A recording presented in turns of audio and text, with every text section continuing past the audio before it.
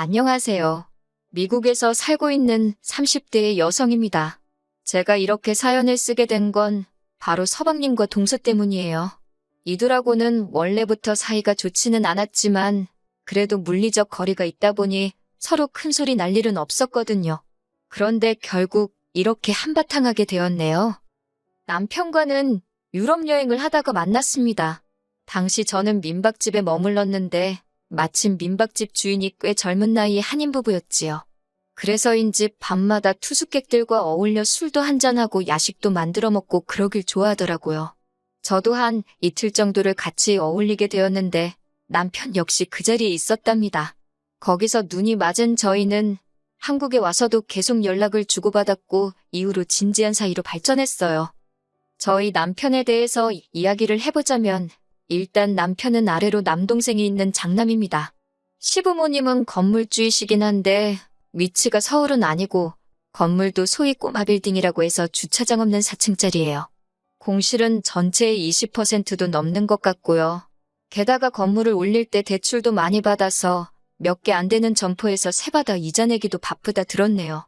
그래도 건물주랍시고 어머님 아버님 두 분 다 목에 힘께나 주고 다니십니다.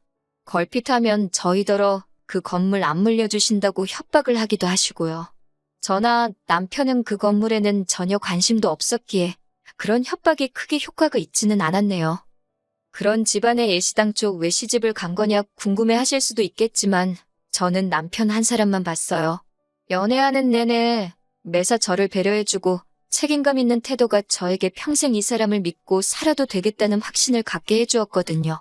그리고 어머님 아버님 건물이 아니어도 저희 두 사람 능력으로 사는데 어려움은 없겠다 싶었고요. 하지만 정말 생각지도 못한 복병이 있었으니 그건 바로 남편의 남동생이었습니다. 남편보다는 5살이 어리고 저희가 결혼할 때만 하더라도 도련님이었는데 작년에 결혼을 하면서 서방님이 되었네요. 말수적고 차분한 성격의 저희 남편과 달리 서방님은 즉흥적이고 사고를 잘 치고 철이 없습니다.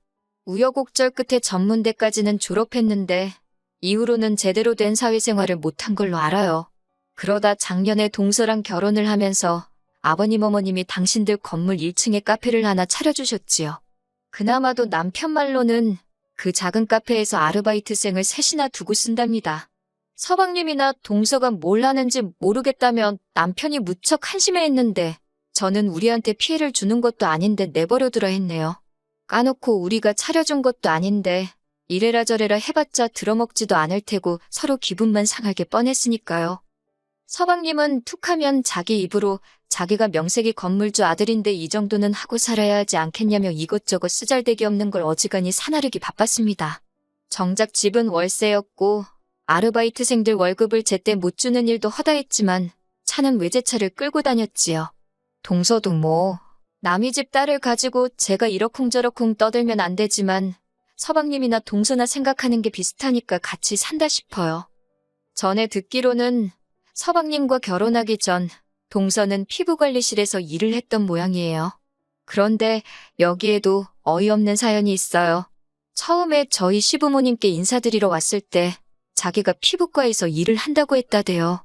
그러니까 시부모님은 간호사인가 보다 생각을 하셨고 당신들의 백수 아들이 동서에 비해 한참 부족한 것 같아서 부랴부랴 카페를 차려준 거예요. 그런데 알고 보니 피부과도 아니지, 간호사도 아니지, 실망이 이만저만이 아니셨던 모양입니다. 그런데 정작 서방님은 다 알고 있었던 거라며 오해한 시부모님이 이상하단 식으로 몰아갔나 봐요. 결국 시부모님도 그런 서방님의 등살에 못 이겨 누굴 탓하겠냐며 그냥 살라 허락하셨지요. 그런데 시부모님이 별말 안 하고 넘어가서 그런 건지 동서의 시건방이 나날이 심해져 갔습니다. 뿐만 아니라 언젠가부터 제가 만만하게 보였는지 걸핏하면 제가 자기를 무시한다는 소리를 제 험담처럼 하고 다녔더라고요. 저랑 동서랑 시부모님 생신이나 명절 아니면 볼 일도 없었는데 무슨 수로 제가 자기를 어느 틈에 무시를 했겠어요? 그런데 급기야 한 번은 서방님이 전화로 형수보다 한참 어린 여자라며 꼴사납게 질투 좀 하지 말랍니다. 어처구니 없는 소리에 순간 기가 막혀서 말이 다 안 나오대요. 그런데 그때 남편이 지금 뭐라고 짓거린 거냐며 제 전화기를 낚아채 갔습니다. 알고 보니 서방님 목소리가 너무 커서 스피커폰이 아니었는데도 전화기 너머로 흘러나왔나 봐요. 남편이 옷도 제대로 안 챙겨 입고 그 길로 차에 올라탔어요. 저도 얼떨결에 따라 붙었는데 서방님 집으로 향하더라고요. 그리고선 서방님이 사과하러 왔냐며 빈정거리며 현관을 여니 무섭게 쫓아들어가 서방님을 두들겨 패기 시작했습니다. 형수가 네 친구냐면서 어딜 기어오르냐고 바저버릇하니까 똥인지 된장인지 분간을 못하냐며 서방님이 말대꾸 하려 들면 한 대 또 패고 팬 대 또 패고 그러대요. 옆에서 악을 써대는 동서한텐 저한테 사과하라 그러고 솔직히 내 남편한테 이런 면이 있었나 싶어서 놀라기도 했지만 든든하더라고요. 서방님이 고소한다길래 그러라 했어요. 하지만 나중에 알게 됐는데 이 상황을 알게 되신 어머님 아버님이 서방님하고 동서더러 저희 부부를 고소하면 카페는 뺏는다고 그러셨다대요. 그래서인지 더는 이러쿵저러쿵 그날 일에 대해서 말이 없었습니다. 한편 그때 당시 저와 남편은 해외로 이직하기 위해 고군분투 중이었어요. 그러다 운 좋게 남편이 먼저 기회를 잡게 되었고요. 미국에 있는 IT 회사였는데 연봉도 한국에서 받는 것보다 월등히 높았고 영주권도 해준다 하니 거절할 이유가 없었지요. 그렇게 저희는 지금 살고 있는 이곳에 오게 되었네요. 미국에 온 이후로는 서방님네와는 아예 연락을 주고받지도 않았으니 부딪힐 일 자체가 거의 없었습니다. 하지만 얼마 전 동서가 임신을 했다는 소식은 어머님을 통해 알게 되었지요. 제가 동서에 대한 좋은 감정이 있던 건 아니지만 그래도 가족인데 임신을 했다니 축하는 해줘야겠다 싶더라고요. 그래서 축하 전화를 했는데 연결이 되지 않았습니다. 처음엔 바빠서 그런가 싶어서 몇 차례 더 했는데 계속해서 연결이 안 되더라고요. 그러다 마지막이다 생각하고 한 전화를 서방님이 받았습니다. 그리고선 한다는 말이 지금 동서가 태교 중이니까 이런 전화는 하지 말라대요. 그 말을 듣는데 기분이 진짜 나쁘다 못해 더럽고 어이가 없더라고요. 제가 뭐 자기 태교에 악영향을 준다 그런 소린가 싶어서 너무 불쾌했지요. 돈이라도 얼마 보내줄까 하다가 지들끼리 어련히 잘 살겠냐 싶어서 그 마음도 접어버렸어요. 그런데 그 이후로 한 두세 달 정도 지났을까요? 소식 한번 전하지 않던 서방님이 어쩐 일로 연락을 해서는 동서가 미국으로 태교 여행을 가고 싶어 한답니다. 그런데 자기는 일이 바빠서 못 간다며 저더러 잘 좀 챙겨달래요. 제가 황당해서 태교 여행을 저희 집으로 오겠다는 거냐고 물으니 그러면 임신한 동서가 생판 모르는 남의 집에 가 있겠냐입니다. 어쩜 말 한마디를 해도 이렇게 얄밉게 하는지. 아무튼 저는 동서가 미국에 오는 거야 제가 막을 수 없지만 저희 집은 안 된다 했어요. 남편도 일하고 저도 막 프리랜서로 일을 시작한지라 할 일이 많아서 달리 신경 써줄 여유가 없다고요. 그러자 서방님이 형하고 얘기해본다면서 전화를 홀딱 끊어버리대요. 남편에게 어떻게 하기로 했냐고 물으니 자기도 안 된다고 했다고 걱정하지 말랍니다. 그래서 걱정 안 했어요. 이후로 연락도 없었고 아주 까맣게 잊고 살았지요. 하지만 그 전화를 받고 한 3주쯤 됐을 때였나 봐요. 서방님한테 전화가 와서 받으니 한다는 소리가 동서가 이제 막 비행기에 탔답니다. 몇 시에 도착하니까 늦지 않게 데리러 가달래요. 어이가 없어서 그게 무슨 소리냐니까 저번에 태교여행 간다고 하지 않았냐고. 듣다 말고 짜증나서 전화 끊어버리고 바로 남편한테 전화를 걸어 지금 이게 무슨 소리냐고 방금 들은 이야기를 전했습니다. 그러자 남편도 그거 완전 미친 엑스들 아니냐며 자긴 아무것도 모른다고 펄쩍 뛰더라고요. 임신한 동서를 혼자 공항에 세워둘 수도 없고 어쩌겠어요. 그렇다고 그대로 돌아가라 하자니 행여 저 때문에 애 잘못됐단 소리라도 나올까봐 무섭고 어머님한테도 전화가 와서는 당신도 설마 진짜 갈 줄은 몰랐다며 일단 공항에서 집으로 데리고 가달랍니다. 저는 어머님더러 전 진짜 일이 너무 많아서 아무것도 못해준다고 하소연을 했어요. 그랬더니 어머님이 괜찮다고 지가 알아서 하게 냅두랍니다. 그러면서 당신도 한숨을 푹푹 쉬면서 어디서 그런 게 며느리로 들어왔는지 모르겠다 하시는데 같은 며느리로서 다른 며느리 험담을 듣고 있는 건 좀 그렇더라고요. 그래서 일단 알겠다 했지요. 그렇게 시간 맞춰 공항에 가니 한껏 꾸미고 온 동서가 무슨 못 각 인형 마냥 고개만 까딱하면서 안녕하세요 그러더라고요. 아니, 저럴 거면서 뭐 한다고 우리 집에 온다고 한 건가 싶어서 저도 한껏 예민해지대요. 아무튼 일단은 집에 데리고 와서 작은 방을 내줬습니다. 얼마나 머물 거냐 하니까 2주 생각하고 왔다길래 알겠다고 미리 말한 대로 나는 아무것도 못 해준다 했습니다. 그랬더니 또 고개만 까딱 알겠다 그래요. 그런데 이튿날부터 신호가 집안만 왔다리 갔다리 사람 정신사납게 굴더라고요.